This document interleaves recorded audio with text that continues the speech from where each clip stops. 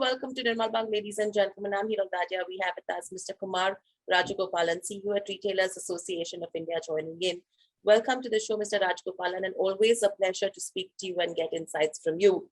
Mr. Rajagopalan, earlier also when we've spoken with regards to when COVID was around in terms of the first wave and second wave, we saw a lot of challenges. We saw a lot of prospects that grew as well in terms of where business was concerned for the retailers at some level. But now if you go to see, how are you actually seeing the transition happen in the last 12 to 18 months? So, last time we spoke, there was COVID. Now that we're speaking, there is again COVID. So I don't think we're off it. This is the third wave, which in the months of September, October, the last year, we thought that maybe if there's a way of postponing that, things would be okay. Thankfully for Diwali, there was not much of a hindrance here in the country. And so some of the retailers did do well. In fact, between October and November, the retailers did double-digit growth. The month of December was a single-digit growth, but it was still growth, about 7% growth is what we got to know. But again, it was whenever there is the pandemic that strikes, and at end of December, the pandemic was already on.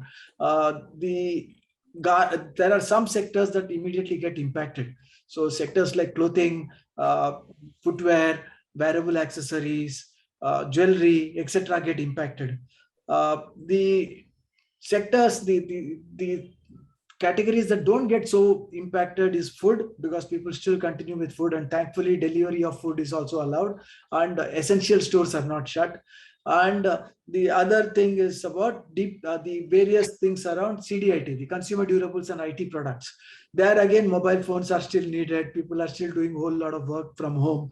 So those items that are needed for work from home are still selling well. But overall, the impact is definitely there. Maybe as an impact of health in the current wave, it's not as bad as it was in April 2021. However, I don't think that we've kind of gone on to a situation wherein things are hunky-dory. So this is where we are overall as an economy.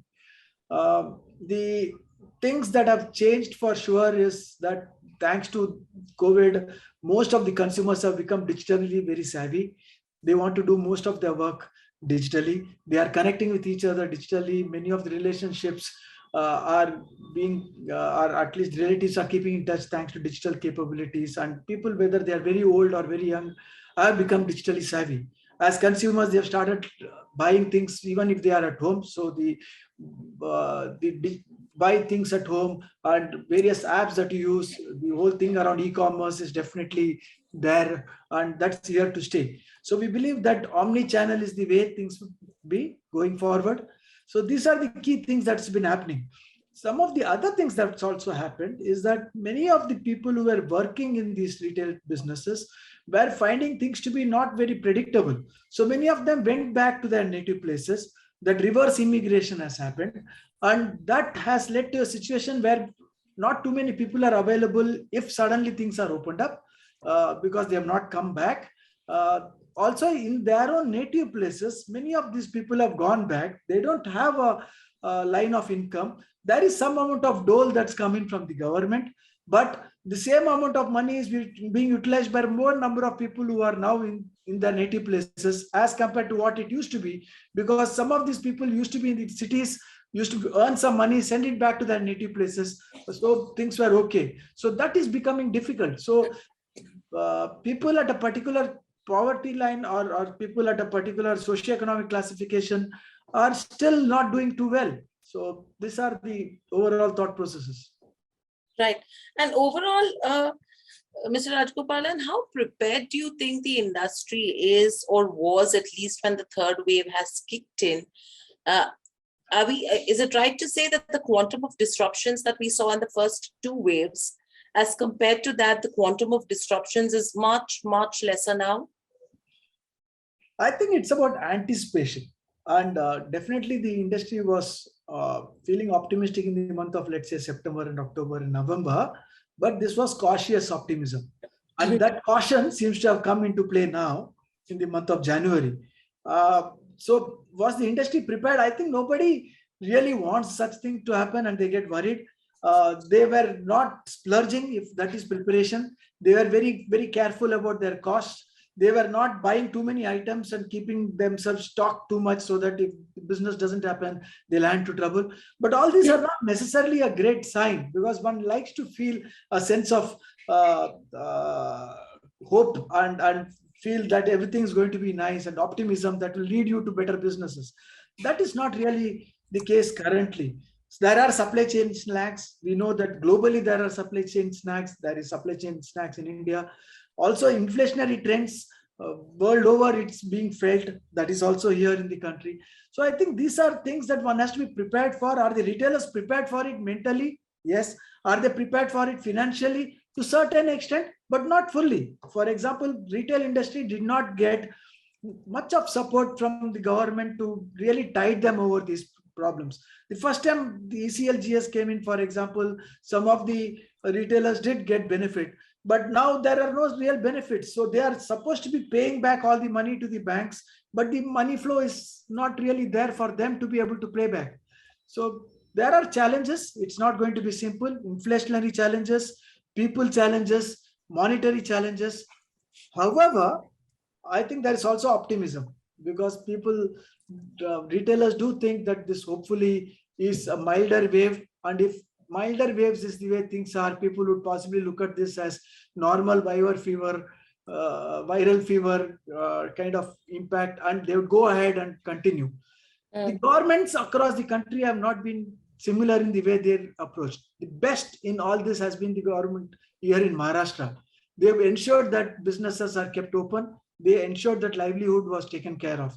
But Delhi shut down quite a bit of the stores on weekends, then the alternate days. Karnataka is now shut on weekends. Tamil Nadu is shut on weekends. These are not good things to happen. Right. So overall, a lot of people have been talking about that towards the end of Jan, beginning of February, still probably where the country could see a peak that could come in. And if that happens, are you expecting major restrictions by the government, and that's something which could affect business in this quarter as well? Frankly, I talked about Maharashtra. I'd like to go deeper into that. I think Maharashtra government recognized that this wave is not leading people into hospitals so easily. And so we in fact returned to the Maharashtra government. We'd also spoken to the commissioner in Mumbai, and they very clearly recognized that they'll need to start thinking hospitalization rather than just the number of cases. If governments follow that principle, even if the number of cases increase, we may not land up into a situation of the hospitals getting full. And then we should not be putting unnecessary unnecessary lockdowns in any form whatsoever. We think that's the way things should go. We hope that it doesn't get worse from a hospitalization standpoint. I hear that Karnataka is going to relook at their stance. I hear that Delhi is going to relook at their stance. So if it's just the number of cases that's up, but the number of hospitalization is not up, I think it's okay. And this could possibly be the wave that's going to immunize lots more people in a natural manner. Right. And wait and watch. Right. But so far, due to the third wave, what's the quantum of business loss are we looking at in the last 15, 20 days? Our numbers are yet to come, but my guesstimate is that about 30 to 40%. It does look quite bad, because customers, even if the stores are open, are wary of going and buying. See, in the month of September last time, because they were coming out of the pandemic, out of that second wave, people were yearning to go in. There was a sense of cheer. Now there is a sense of wariness in the minds of customers. So even if the stores are open, they'd only go if they have to go. Also, the big thing was that this is marriage season. For all the retailers during the marriage season, people go with a sense of cheer. There's lots of people gathering. So that is now got restricted almost across the country. And many people have either delayed their wedding ceremonies or really pruned down their number of people who come in for weddings, etc. Now that sense of festivity, when it's not there, it's not a good sense of cheer. So yeah, it's going to be a bit difficult to tide over what's happening now. We'll have to wait and watch. Right. And overall, if you go to see in terms of where, business goes, which are the segments do you think where there is maximum impact in retail?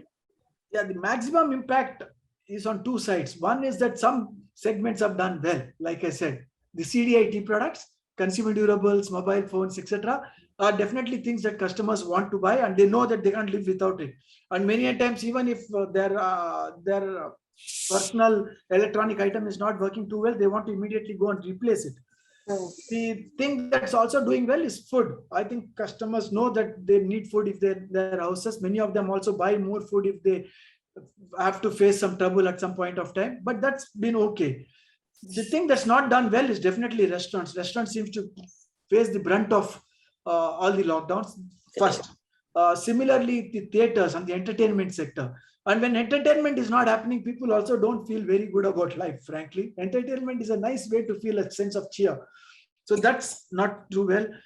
Garments, I think people start traveling first or going to their holidays first, even before they go into their offices. So the leisure wear segment will do well, but the office wear will not do well. Once the lockdowns are removed, people who wanted to get married, people who had wanted to have some functions happening will get into that thought processes. So that should possibly get better. I would hope that end of January, mid-February, things should start looking much better. We would all like to believe that this is the last of the big waves, and going forward, it should not be as worrisome. Also, the level of immunization in the country looks very, very encouraging. So we should be feeling much more positive towards going out and doing what we want to do. I would think the rest of the year, once we get through this time, hopefully should be a much nicer year. It's not going to be easy to tackle two things. One is inflation, and the other thing is the supply chain issues that are happening. It will take some time to get tackled, and also therefore the financial tackle.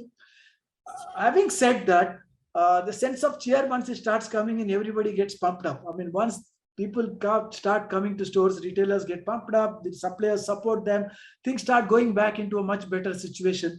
Also, the fact is that many of the retailers have become omni-channel in their ability to do their business. That should help. Customers will enjoy themselves. New initiatives like ONDC, Open Network for Digital Commerce, that was initially started by the Ministry of Commerce and Industry and Internal Trade, which is DPIIT, is now going to help lots more retailers to get digital, because that's a nice open protocol that's getting established in the country. I've got a lot of hope around that. And I also think that various methods of creating efficiencies from a digital economy perspective is going to help many retailers in various forms. Collaborations will get much better. Banks and financial institutions will start working with the retailers, hopefully much nicer. So we'll have to see. Right. And very lastly, one question I want to ask is, are mall owners, shop owners, again, providing that relief to retail stores, food outlets, multiplexes, like the way they did provide in the first and the second wave? Yeah, I don't think it's a one-size-fits-all, because the level of lockdowns, the level of restrictions is different in different parts of the country. Some of the malls can afford to give lots more support than the other malls. In some places, again, the same mall may not give the same amount of support to every single tenant that they have with them. So this we'd seen even in the second wave, but in the third wave, there is lots more discussions that's happening than real action on ground so far. But I hope that people would support each other, because both of them need each other. One can't run away from the fact. And also, nobody can shut their eyes to the fact that there is a real problem, not enough customers in store. Correct. So hopefully things would work out. Absolutely, hoping that things go in terms of progression from here on. Thank you, Mr. Rajagopalan, so much for joining us on the show. It's always a pleasure to speak to you as well and get insights from you. Thank you. Stay safe and speak to you soon again. Thank you very much. Thank you. Subscribe to our YouTube channel for in-depth interviews of India Inc. and press the bell icon so that you do not miss our updates.